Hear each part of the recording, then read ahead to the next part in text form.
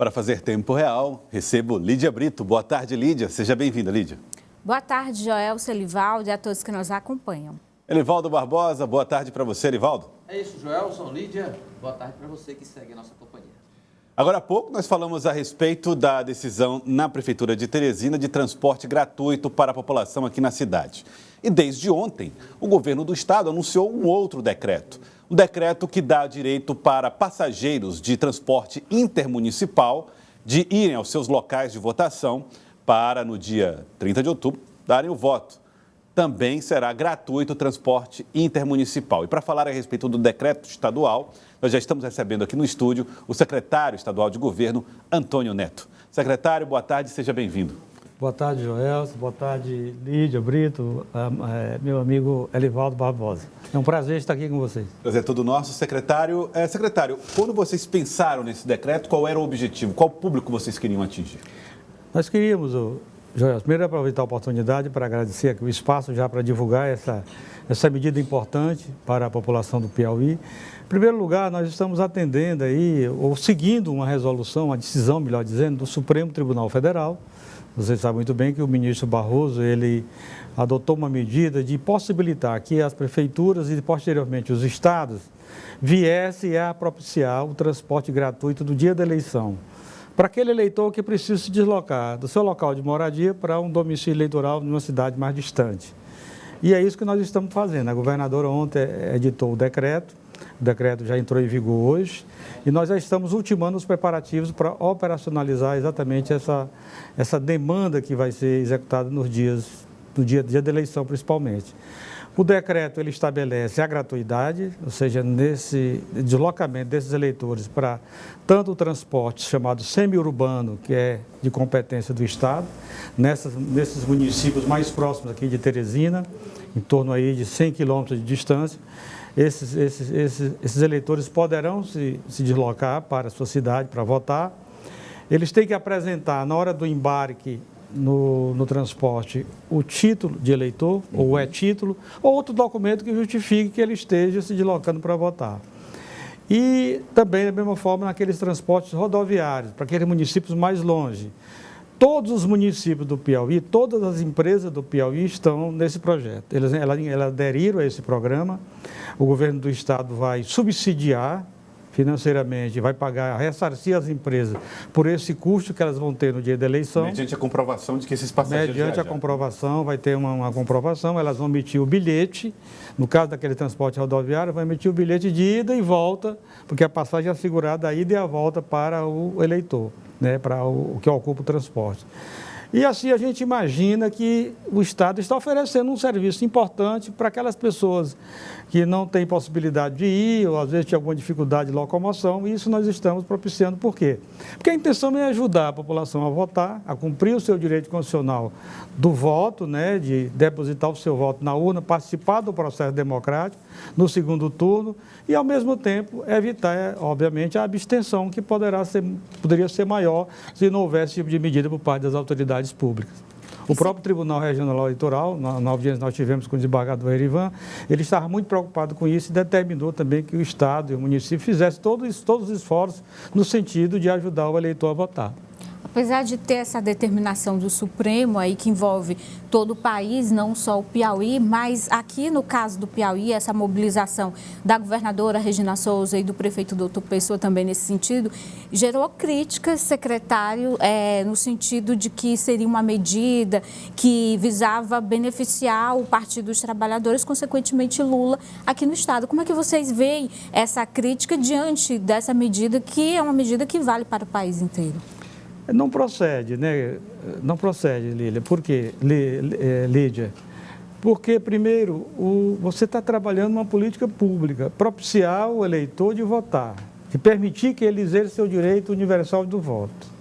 Segundo, a participação dos eleitores, esse sistema que vai ser permitido, essa gratuidade que vai ser ofertada, é para todos os eleitores, independente de partido A e de partido B. Ele pode votar em quem quiser, em qualquer um dos dois candidatos. Não vai haver nenhuma interferência política nesse processo.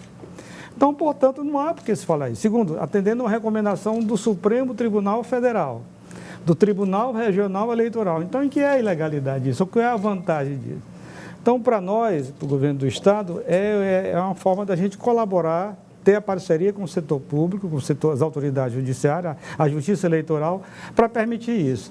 Aliás, eu até ouvi um dia desse aqui na Cidade Verde mesmo, um parlamentar, uma liderança aí da oposição, torcendo para que houvesse abstenção, né? Defendendo abertamente que houvesse abstenção, que a abstenção ia ser menor. Então, isso é uma coisa altamente antipolítica, né? Porque você está querendo que o eleitor não vá exercer um direito que é dele. Até porque se o eleitor não votar no segundo turno, ele é que vai ser prejudicado, porque ele vai ter, não vai ter possibilidade de ter acesso a financiamentos, tem até aquela questão de comprovação da prova de vida para receber seu benefício previdenciário, ou seja, está sujeito à multa. Então, eu não entendo porque a oposição torce para que o eleitor não vá votar. Não concordo com isso. Secretário, o prefeito de Teresina, doutor Pessoa, falou agora há pouco, quando anunciou que também adotará o passe livre no próximo domingo para o transporte da capital, e citou até um entendimento com a governadora Regina Souza. Existe algum tipo de ação integrada, a prefeitura, o governo do estado, nesse esforço para garantir a presença do eleitor também na capital? Existe uma tentativa do governo do estado, aliás, uma ação que nós vamos finalizar até amanhã. Eu tenho uma audiência com o doutor doutor Aurélio Lobão, para nós tratarmos dessa questão da parceria em relação ao transporte público de Teresina. Isso é uma outra questão. Para o dia da eleição, dia 30, é a prefeitura quem vai resolver, quem já determinou o prefeito e vai arcar com esse custo. Agora, a partir depois, na semana seguinte, nós vamos concluir um entendimento que nós estamos tratando com a Prefeitura de Teresina, a governadora autorizou. Ela vai fazer um aporte de recurso para subsidiar aquelas passagens de gratuidade que existe hoje no sistema de transporte de Teresina, do policial militar, policial civil, policiais penais, estudantes do ensino médio que são gratuitos. Isso tem um custo, o governo do estado vai bancar esse custo, repassar esse recurso para a Prefeitura de Teresina e com isso nós queremos ajudar na solução dessa crise do transporte. Isso é uma coisa mais duradoura. Ela vai, como governadora encerra o mandato até o dia 31 de dezembro, então esses meses de outubro, novembro e dezembro, nós vamos fazer esse repasse, já temos mapeado isso. Mas não pode fazer nada além disso, né? Que seria o papel. Não podemos. Mas tem um entendimento que depois, acredito que isso depois deve continuar com o futuro governador, tá? O Rafael. Porque o governo do estado tem interesse de ajudar a prefeitura a solucionar essa crise de transporte que ainda reina aqui, ainda paira aqui no Piauí, Teresina. Nós temos uma crise já de muito tempo, onde o transporte público não é ofertado na sua disponibilidade maior, e isso reduz o número de veículos, né? Isso cria uma dificuldade para a população, mas isso é um problema da Prefeitura de Teresina que nós apenas queremos, na parceria, colaborar, tá? Agora, ajudar. Mas, secretário, essa participação do governo do estado arcando com as gratuidades referentes ao estado, já é uma discussão que vem de muito tempo, até quando teve aquela CPI, a gente já acompanhou reuniões lá no Karnak tratando sobre isso e até o momento nada se resolveu, né? O que garante agora que, de fato, vai se chegar a esse acordo e a população pode esperar que, de alguma forma, isso ajude a resolver esse problema de Teresina? Agora vai ser resolvido. A governadora já determinou, eu estou fazendo, nós devemos fazer, já nessa semana, uma minuta de projeto de lei. Vamos encaminhar para a Assembleia, para que a Assembleia autorize o governo do estado a fazer esse repasse, para dar segurança jurídica para a governadora, porque é uma despesa. E nós vamos fazer um termo de acordo com a Prefeitura de Teresina, acertar o valor e repassar outubro, novembro e dezembro esse valor. Ficou combinado na audiência com o prefeito. Secretário, isso eu posso assegurar que a gente vai resolver. Falando a respeito do transporte no dia das eleições, alguns destinos são mais distantes e, portanto, tem um tempo de viagem maior. Haverá uma janela de tempo de vigor do decreto que garanta que essas pessoas de destinos mais distantes possam garantir ida e volta a tempo de votar? Sim, nós prevemos assim. Aquela cidade mais distante que ele precisa se deslocar, por exemplo, a pessoa vai para Bom Jesus, é um lugar razoavelmente, né, é um quilômetro, uma quilometragem maior. Então, ele não dá para ele ir no dia da eleição, para chegar a tempo. Então, ele tem que ir no dia anterior. Então, no sábado, a partir de 4 horas da manhã, do sábado, ou seja, de sexta para sábado, ele tem o dia todinho para se deslocar, passa o domingo, volta. Se ele não tiver tempo de voltar no domingo, volta na segunda-feira até meio-dia. A passagem dele está garantida. Ou seja, ele está garantida a ida e a volta. Na hora que ele entrar no ônibus, ele já pode programar a data da sua ida e a data da sua volta. Ele está garantido. Secretário, o senhor falou agora há pouco dos entendimentos, projetos de lei mensagens que serão enviadas à Assembleia. O governador eleito Rafael Fonteles se informa que depois do segundo turno, ou seja, já na próxima semana, iniciam aí 2 etapas. Primeiro, a montagem da equipe, que vai comandar o Estado a partir de janeiro, e a transição, que depende também, mesmo embora sendo do mesmo lado, do mesmo partido, mas existe aí essa dinâmica administrativa e que o senhor deve atuar nessa área da transição administrativa. Como estão os preparativos para esse procedimento, secretário? Da parte do governo estadual, do setor nosso governo, o governo vai ser um governo de continuidade. Continuidade, exatamente. Do governador Rafael. Eu já fiz algumas tratativas, então nós já estamos fazendo um levantamento das principais ações para nós fazermos os relatórios e repassar à equipe de transição que o governador eleito Rafael vai nomear.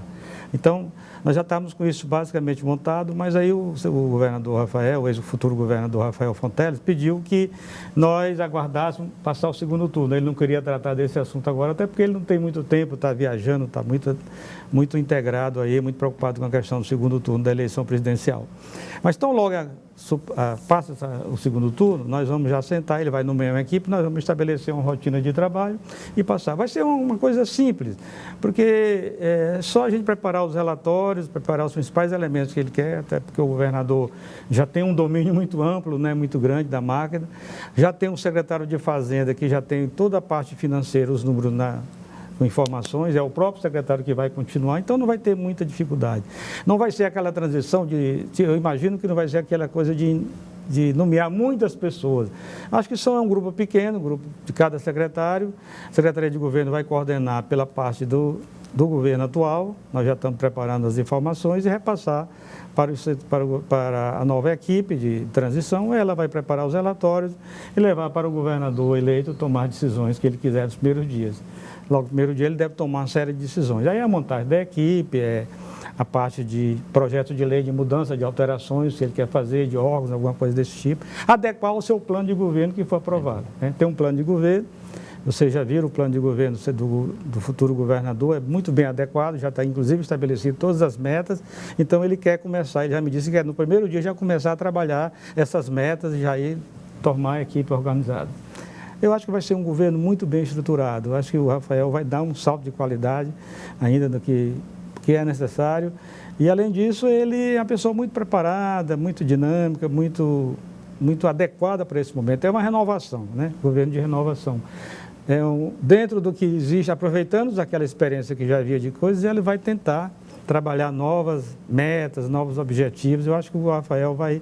Do que eu conheço, eu já trabalhei muito tempo com ele aí na parceria, eu era secretário de planejamento, ele da Fazenda, eu sei como é a capacidade que ele tem de criação, de dinamismo, acho que isso aí vai ser muito importante para o Piauí. Posso assegurar que o Piauí está em boas mãos. A execução dessas metas, secretários, passa também pelo orçamento, né? Está sendo aprovado pela Assembleia Legislativa. Hoje a Assembleia votou ali o calendário, já definindo como é que vai ser essa votação. E Rafael apresentou metas aí ousadas, até mesmo para áreas como segurança pública, convocação de policiais. E o orçamento para essa área em específico gera discussão lá na Assembleia. Há quem diga que poderia ser maior. O que levou, secretário, a esse orçamento que não foi tão maior, né, o reajuste para áreas como educação, saúde e a segurança pública?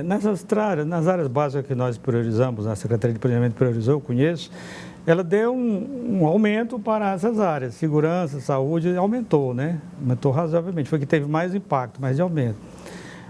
A questão do orçamento, o futuro governador já está, inclusive, conversando com os poderes. Esse aí é o ponto que mais, né, que vamos dizer assim, é um ponto mais delicado, porque os poderes têm uma necessidade muito grande e o orçamento não é possível se repassar daquele mesmo tamanho. Mas sempre chegou a um entendimento, sempre foi assim. Quando se manda um valor, foi estipulado um valor lá de em torno de 5%, e eles querem um pouco mais do que isso, querem um valor, né, muito maior. Mas aí o futuro governador também já conversou com alguns membros dos poderes, já houve um diálogo inicial, ele que já está coordenando toda essa parte, né, junto com a governadora, e isso certamente vai chegar a um bom entendimento, eu não tenho dúvida disso. Sempre foi assim, eu já negociei várias vezes o orçamento com os poderes e nós sempre chegamos a um bom entendimento. tal forma que cada um possa executar as suas metas dentro daquilo que o Estado é possível conceder. Secretário Antônio Neto, muito obrigado pela participação do senhor aqui no Jornal do Piauí de hoje. Eu que agradeço. Eu só queria aproveitar vocês para reforçar essa questão da documentação, que a gente chama de documentação, porque depois nós temos que prestar conta dessa gratuidade. O eleitor precisa levar o seu título de eleitor ou o seu e-título, né, que ele bota até no próprio computador, na internet, no seu celular. Apresenta aquilo e aí vai ter uma pequena anotação lá da empresa, desse título, só para ele comprovar e depois vai prestar conta para o Estado. Porque o Estado vai ter que pagar isso para as empresas, né, esse custo, e depois nós vamos ser fiscalizados pelos órgãos de controle. E você paga por cada eleitor, ou seja, por cada título apresentado. Nós fizemos um entendimento com as empresas, nós fizemos um entendimento de que as empresas, qual é o custo dela para aquele dia, de acordo com a média de pessoas que elas transportam. A partir daí nós estabelecemos um valor, de acordo com a capacidade do Estado de pagar, fizemos esse acordo, eles fizeram uma redução e nós adequamos aí, é como se tivesse assim um valor, né? Mas para comprovar isso, nós precisamos ter, para saber se aquelas pessoas realmente se deslocaram. O Estado já tem um impacto que isso terá nas despesas de custeio. A gente está fazendo esse levantamento, estamos fechando esse levantamento nesses próximos dias, mas vai ser um levantamento que se adequa, porque não poderia ser um valor muito alto, né? Porque ficaria o problema financeiro para o Estado. Mas isso aí está resolvido. Eu só quero falar, porque às vezes as pessoas podem pensar que não precisa comprovar nada, que está livre, totalmente passe livre. Ele tem que chegar lá, principalmente os rodoviários, ele tem que apresentar o seu título.